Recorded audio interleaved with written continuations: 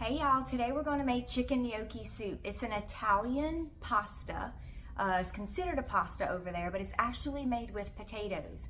And one of my favorite ways to eat it is in this soup, which is a copycat recipe from Olive Garden, or with pesto on it. And so let's cook. All right, so here's the recipe if you want to freeze that frame. All right, but what you're going to need is small onion, carrots, celery, garlic, chicken broth, fresh spinach, heavy whipping cream. I'm using plant-based because I can't have dairy. A couple of chicken breasts, cayenne and thyme, gnocchi, that's what it looks like when you buy it at the grocery store, and salt and pepper. Easy peasy, and it's delicious. Here we go. Now the first thing that we're going to do is put a little bit of oil in our soup pot. I'm just kind of doing a very, very thin coating on the bottom of the pot. And then we're going to turn our heat on kind of medium high. And as we cut our vegetables up, we're going to put them in the pot. All right, so I'm going to start off with the onion. Now the first time I ever had gnocchi was in Italy about 12 years ago exactly, I think. We had arrived really late to our hotel, and when we got there we had already missed dinner, and so the hotel served us cold tomato gnocchi soup. And of course I will try anything, and not very many people liked it, but I was like, well, this is kind of interesting. The gnocchi was soft like a dumpling that you would eat in chicken and dumplings. And the tomato sauce kind of was like a basil tomato soup flavor. But it was the first time I had ever seen that stuff. I didn't know what it was, but I just, thought it was interesting. And I probably ate me and my son's bowl because I liked it. So we're going to go into the skillet with the onions into our soup pot, and we're going to let those start to saute. You might be able to hear it. And then we're going to cut up our celery. Now when I got back from Italy, I looked all over for this gnocchi. I just kind of forgot about it, and one day I was in Home Goods when Home Goods had first opened, and I found it on the shelf, and I was like, oh my god, this is gnocchi. And so I started buying it over there, and it wasn't readily available over there, but when I came home I asked our local grocery store if they would order me some, and they did. Well, nowadays you can find it everywhere. It's in Walmart. You can order it off of Amazon now. It's very easily found. I have not tried to make it myself, but I have watched many videos on how to make it, and it's pretty labor intensive. And so maybe when I'm off for a long period of time and I just have the desire to make some from scratch, I might give that a try. I don't know. Alright, so this copycat recipe came upon one day when I was eating at Olive Garden with my mom, and I saw it on the menu, and it was probably within a year or so after we got back from Italy. And I was like, what? They have a soup at Olive Garden made with this? And so I started searching around for this copycat recipe, and here we go. I have been making it ever since. And because I don't use real heavy whipping cream, I use plant-based dairy stuff, non-dairy stuff. You can kind of do whatever you want to do. I don't think it tastes differently, but it's probably a little bit healthier actually than using regular heavy whipping cream as far as that goes. And so I'm going to put all my little chopped carrots. You can make this very easy, and you can buy already shredded carrots if that would help you out. That way you don't have to do so much chopping.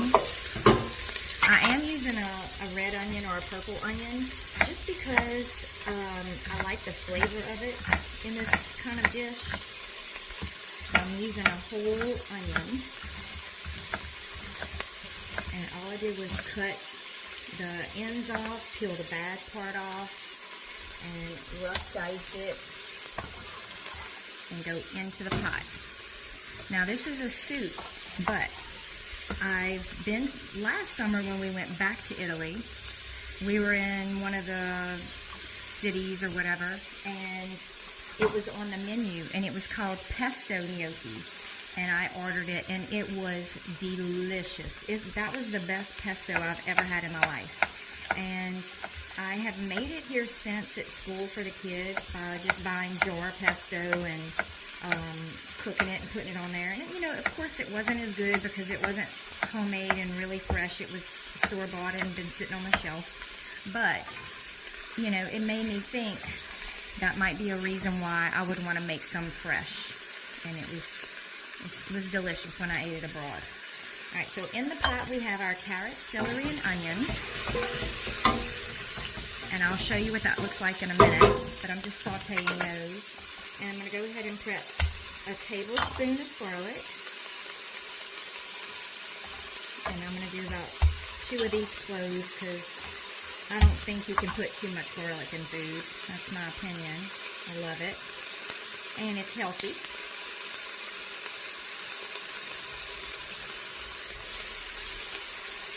So I'm just going to chop these up. And then we'll add them to the onions at the end so that they don't burn, because that'll make them taste bad. Just kind of give them a little rough dice. And you can definitely use jar garlic. I do it pretty often, but I have a bunch of garlic right now I'm trying to use up before it goes bad. And that's why I'm using fresh, but you don't have to use fresh. You know, I really like that tube garlic too. I really like that stuff. I buy that whenever I see it. Alright, while we're waiting on the vegetables to saute, I'll show you what it looks like real quick. Alright, that's what it's looking like. We're going to go ahead and prep our chicken. Now, whenever you are doing chicken, go ahead and trim off all of the fat and the little ligament part. But when we're making this for gnocchi, because it's a soup, we want to cut it into little bite-sized diced pieces. So I'm going to first cut the chicken into strips. And then I'm going to turn it, and I'm just going to cut little tiny bite-sized chunks. And just think about, you know, if you're making this for meal prep, if you're going to put it in a bunch of little containers and put it in the freezer to heat up for different meals, lunches, or whatever, like I do, I want to have, you know, a lot of bites of chicken in it. I don't need big old pieces. So I'm just going to dice this. Alright, so after we saute our vegetables, we'll add our chicken in, and we'll just kind of cook our chicken until it's no longer visible pink, so it all looks kind of white, and then we'll start putting all of the other ingredients in. And then you just wait like 20 minutes. You let the soup simmer for like 20 minutes, and then it's done. It's like very easy and mild in flavor because of the potatoes that the gnocchi is made out of. And this is what gnocchi looks like in a package. It's soft dumplings, and they're made from them cooking potatoes, ricing the potatoes, adding flour and egg to the potatoes, and they use this little cool tool to roll the balls of potato on that gives them this very traditional groove on the outside of it. So that's really cool to watch. If you're interested in watching how they make them, it's a really cool process. And in Italy, it's known as an Italian pasta because it has a light, chewy texture. We would just call it a dumpling over here. I ate it in the soup. I ate it with pesto on it. I ate it with tomato sauce on it. But another popular way is with browned butter and sage, which seems like it would be very flavorful.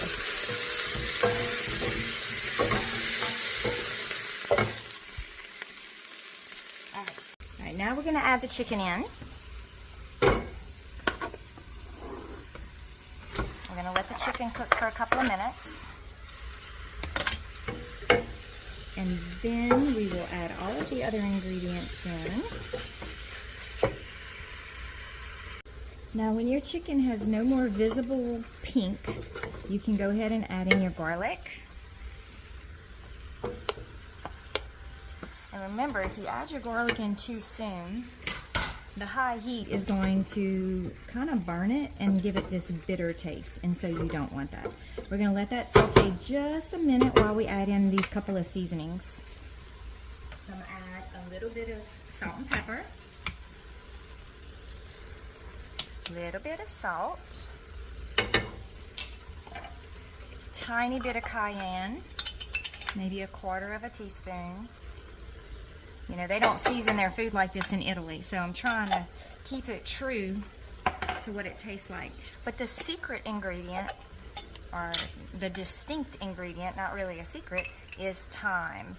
And you're going to use about a tablespoon or 2.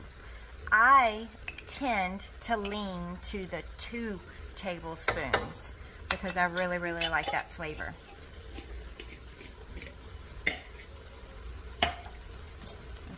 Now we're going to put in all of our liquids. I'm going to use an entire box of broth.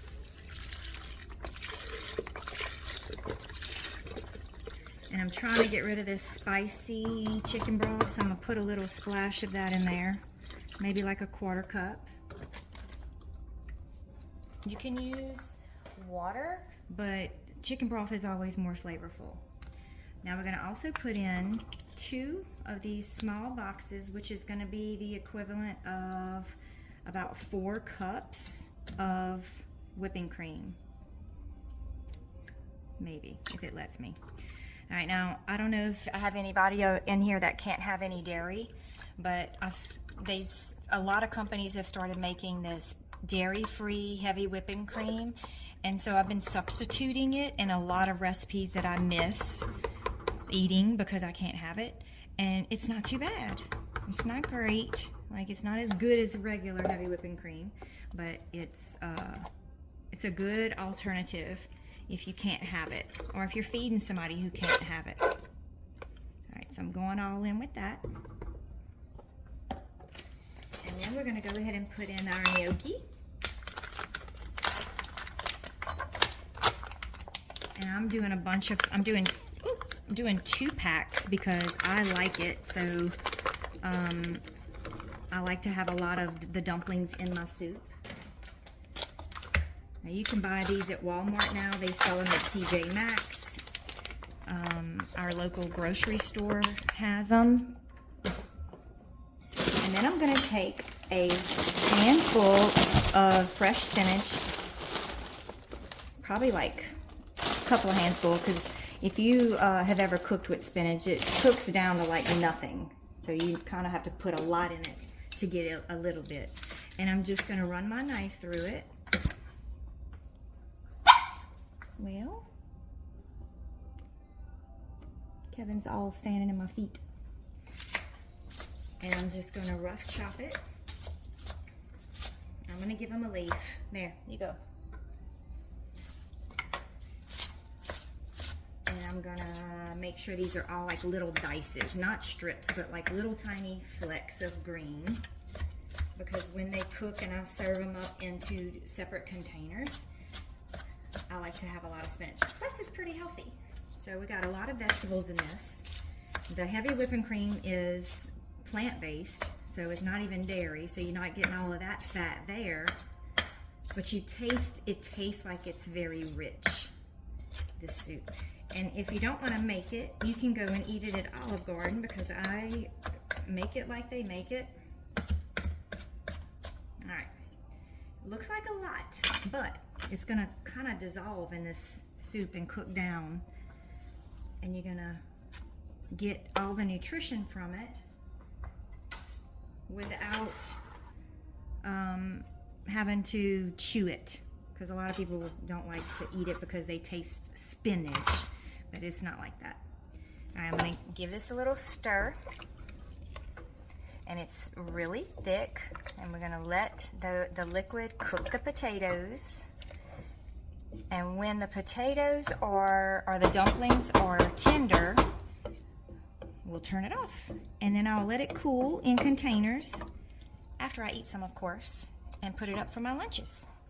All right, so we're gonna check back in about 25 minutes. I'm gonna let it come to a simmer, and then I will start the timer, about 20-minute timer, and then we'll turn it off.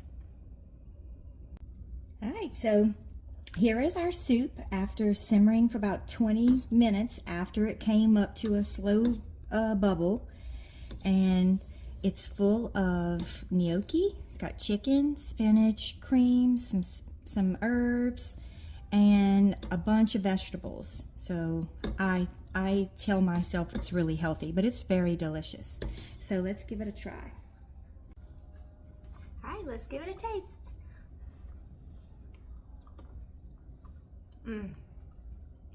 The dumplings are pillowy soft, so that's perfect. And that's why you only want to cook it for like 20 minutes. If you cook it for longer than that, eventually the dumplings will start to break up, and you don't want that. You want them to stay intact. So make sure you stick into that time frame. My chicken is perfectly cooked, so when you dice it small, it cooks pretty fast, so don't worry about that. Oh, it's so good. You need to make this. Delicious.